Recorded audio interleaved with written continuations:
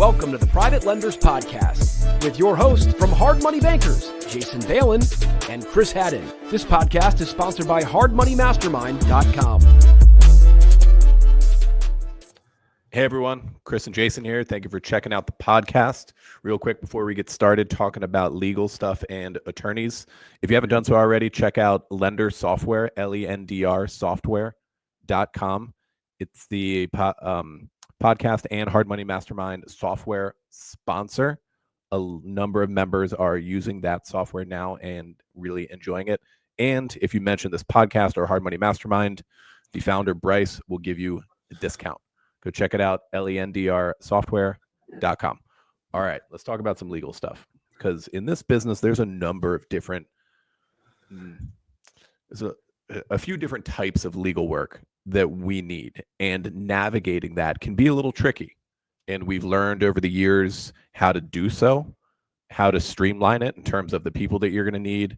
We'll talk a bit about what you can expect to pay in terms of fees for different kinds of situations we'll get into.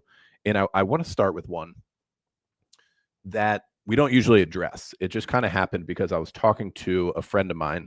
We were talking about business, but he's a friend of mine. We were talking earlier today about business entities and stuff. And he was unaware of the fact that you don't need a lawyer to set up a business entity. They're going to charge in states that we have business entities, and we've done that before. Maryland, for example, we could set up a business entity. It'd probably take about 20 minutes online. Back in the day, we used to have to go to an office and expedite it and pay a fee, but we could still get it done without an attorney and just kind of walk it through. Now it can be done online. So I don't think there's a lot of benefit in paying an attorney to set up a business entity. Just wanted to throw that one out there first, just in case anybody's in that position right now. Sure. Good one. All right. So let's go through some of these. The reason this conversation came up, or this episode is coming up, is because Chris and I were talking earlier today, and we were going through some of the attorneys that we have to deal with. I don't say deal with, work with. That's the best way. We don't have to deal with them. We work with them. And we have great relationships with all of them. And there's just so many of them, and too many lenders out there. They're like, oh, I'll just hit up the title company and I'll just use their attorney, or my general attorney can do all these things. There's so many different ways that we use attorneys for so many different things. Granted, some of them are because we're in overlapping states, but not always. And this particular deal, we were talking about this writ of execution that we wanted to record and in essence garnish bank accounts, which we can do in one of the states that we lend in. And our normal attorneys don't necessarily specialize in that. And some of these are big big names that you would know, big regional and national law firms. And they're like, yeah, we don't really specialize in that. Find somebody that does.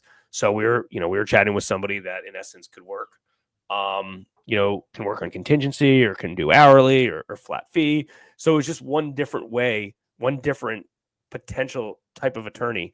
So obviously the common ones, and you hear us talk about this on the podcast all the times, are the attorneys that do doc prep and title review.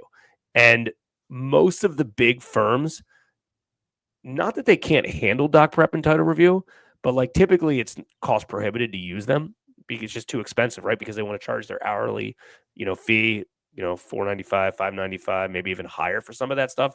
And it's just too cost prohibitive, and they might not have the time to do it. You need some sort of, law firm doc prep mill that can just bang these things out quicker and quicker and quicker. But they're so important to use. And too many people still today, after we share our experiences, good and bad, on the podcast, are not using a proper loan doc attorney to do their loan docs and also title review. The title insurance producer is not on your side. They're not representing you. They're not representing the private capital investor. They're representing the, Fidelity or Old Republic, or whoever they're using. You need an attorney, in essence, to represent you and your company and if you're taking on capital, your capital investors, to do title review and doc prep. Again, we're going to talk about multiple different law firms and attorneys that we use, but this is probably the one we use the most, right? Because we're closing loans on a daily basis. And we're communicating and we're working through our attorneys on every transaction for those two particular things. Yeah, I mean, the reality is that attorneys are very niche most of the time. We're going to talk about some exceptions coming up here. But most of the time, their practice area is very, very narrow. Like, you might not think that a person would go to law school, study, and take the bar and all of that stuff in order to do real estate loan documents. But that's the case. That actually is the case. Or maybe they negotiate leases. Like, they could just be, you know, a transactional attorney that negotiates commercial real estate leases, for example. Like, the stuff gets very, very niche. And the one that we mentioned earlier, that's the primary focus of his practice, is taking a judgment and going to collect on a judgment in various ways. One of them being filing writs of execution for bank accounts, maybe garnishing wages, maybe what have you, right? Very, very niche. So, all right, let's talk about who you're going to need. Obviously, first one, you need the attorney to prepare loan documents and to negotiate the title insurance on your behalf as the lender. Okay, that's one. And then two, the most logical one is you're going to need a foreclosure attorney in the states where you lend.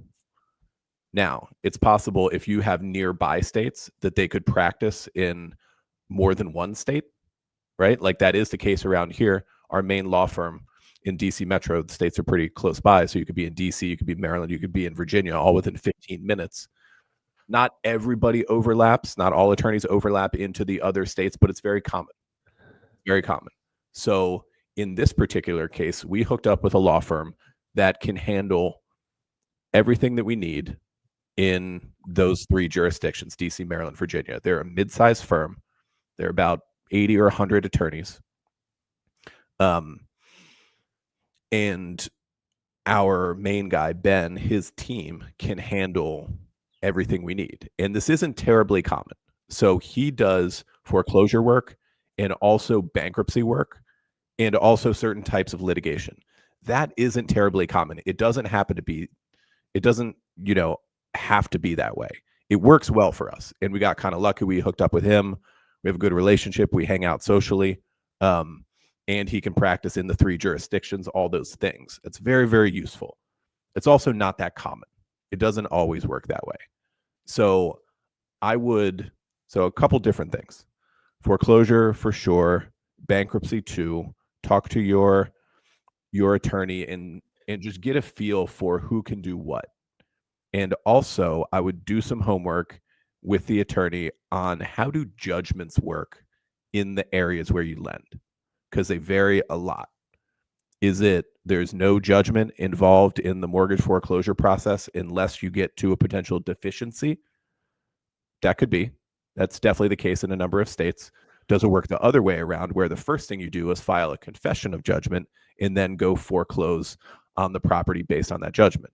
What else can you do with judgments? Can you go after wages? Can you go after this and that? Can the foreclosure attorney handle that? Do they touch judgments, or does that need to be someone else? Is there someone in their firm, or do you need to go to another firm? Because I can tell you from experience, it does get pretty clunky to be dealing with a bunch of different firms at the same time. If you can get most of these things, or possibly even all of these, done under one roof, it's going to make your life easier. Because if you're communicating about one default situation with a couple different firms working on different matters related to one loan default, it's a little clunky, trust me, and it can get expensive too. Yeah, you want to add some stuff to that, and then I'm going to go into fees. How to handle legal fees. Yeah, that's kind of what I was about to say. Is no, I don't want to say you get what you pay for, but like, different law firms have, there's some that we potentially work with that are cheaper, but obviously you got to be more hands-on with them. And there's some that will just take the ball and freaking roll with it and be pit bulls, but they're also more expensive. And, you have to make a business decision on some of these things because, again, like, let's just use this formula. Like, let's say you're in an area where you do a loan of $65,000 on a $100,000 house, right? And you have like $35,000 in actual equity. Yeah, you have 35% of equity, but you also only have $35,000 of equity. Like, you don't have a lot of wiggle room if a loan starts to default. If you do a loan on a $500,000 property and your loan's $325,000, like, you got $175,000. You're still at 35% equity, but you have $175,000 in equity. So you have the room, to hire somebody that's more expensive to handle all of that, to handle all of it for you. So you got to make a business decision on it and, see what works. I mean, we were talking earlier today as well of like, hey, I'd like to use this person, but they're going to end up being more expensive. And I don't know if we can absorb it all, but my life's going to be a lot easier. So it's not one size fits all, right? It's a high level job. And if you've been in this business for over 3 years, you've probably seen some defaults, multiple, and you probably understand, you're probably shaking your head as we're talking of, yeah, I've been through it. And, they were so expensive that I couldn't make it work, or I used this person and they were cheap, but the whole process was a headache and it took too long. So you kind of have to fumble through that a little bit to see what's up. There's one other thing I was going to add to that, but go ahead. If I remember, I'll add to it. So some more details on fees. We typically recommend, and we have this arrangement with 2 of the firms we work with for foreclosure stuff, to do a flat fee plus costs.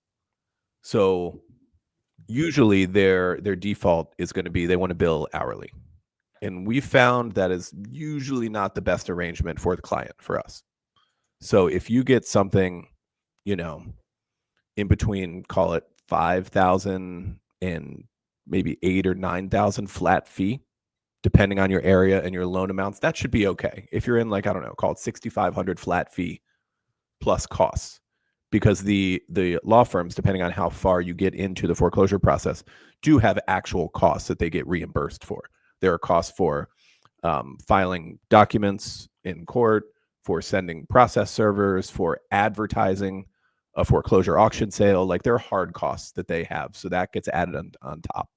I would also be careful about, sometimes situations pop up in a foreclosure case that is outside the scope of normal foreclosure work, and then they start billing hourly on top of that. And that's something to watch out for too, if that happens. I would probably recommend that the firm I mentioned earlier, who handles all of our DC area stuff, they actually do bill hourly between the partner, who's our point of contact, the associates under him, the paralegals on their team as well. And the price works out pretty fine. But it depends on how far you get into it, right? Like, you can get a couple months into a foreclosure situation, not much has happened yet. It's not going to be that expensive billing hourly. Over on the flat fee side of things, they make out well for foreclosure files to clear up pretty quickly.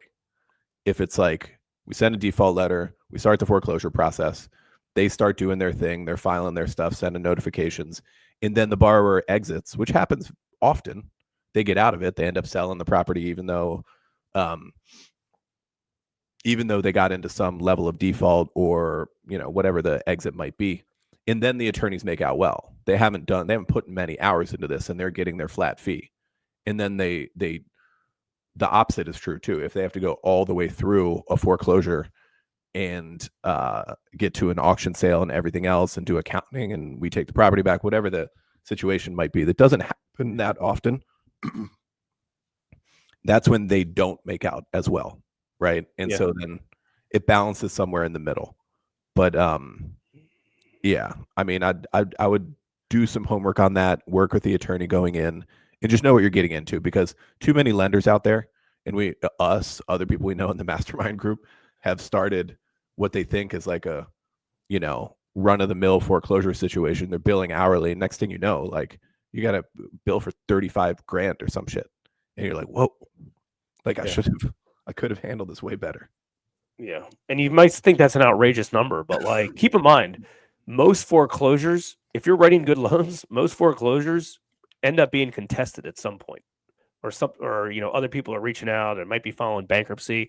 You can get through a foreclosure fairly quickly, fairly inexpensive. If it's not contested, right? But what ends up happening is, a borrower wants to buy time. They want to sell they want to do whatever they can with it. So it's not that easy of a process. Most of these don't go that far, right? The smart borrowers, we do default letters, we start the foreclosure process. It only ends up costing a few $1,000 because they're able to cure it. We're talking about the ones that go further along, and like this one. We got to do this stupid writ of execution in order to levy this guy's bank account to wake him up of like, listen, like this is real. Like you haven't made a payment in forever. You need to you got to figure out something to do. Sell these properties ASAP. Yeah, you need to get this property sold. Like this is important.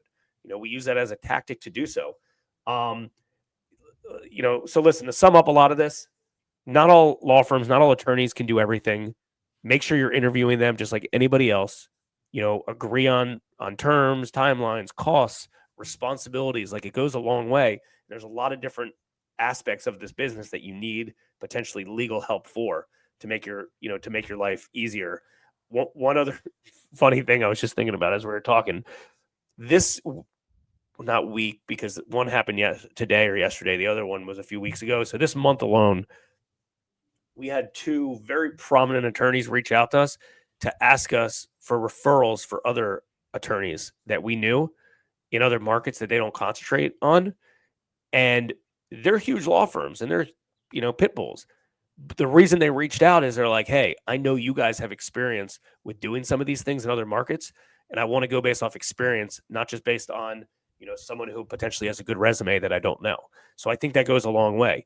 Make sure the attorney you're working with has a reputation. Maybe ask around in your local market of other people that have used them before. But most attorneys can't handle every aspect of this business. So make sure you're using the right ones for each aspect of the business. I think that's important. And I know for most everybody listening, typically doc prep and title review is the most prevalent. And then, foreclosure and default work and bankruptcy work comes in. And then there's, one-off unique situations that you might need, local counsel for. But, take it seriously. And if you're writing good loans to begin with that have, good equity positions, it can support hiring a solid attorney to help represent you. Yeah, I want to end with one pro tip after being through the situation a lot, then we'll hop here. So, okay, as a lot of people know, a real estate investor borrower will file bankruptcy to pause your foreclosure, to buy themselves time, right? Here's the tip. Most of the time we're lending to business entities. The business entity owns the property. That's the borrower and the individual is the guarantor. But when it comes to foreclosure time, they call up a bankruptcy attorney and they say, hey, I'm about to get foreclosed on. I need to file a Chapter 13. And they file it under their personal name, not under the name of the business entity that owns the property. And so ask your attorney, if you get in the situation, can you still foreclose on the property that's owned by the business entity if the underlying guarantor only filed bankruptcy? And see what the answer is. Now, obviously, we can't give any legal advice. We aren't lawyers, but ask your foreclosure attorney their opinion on that one.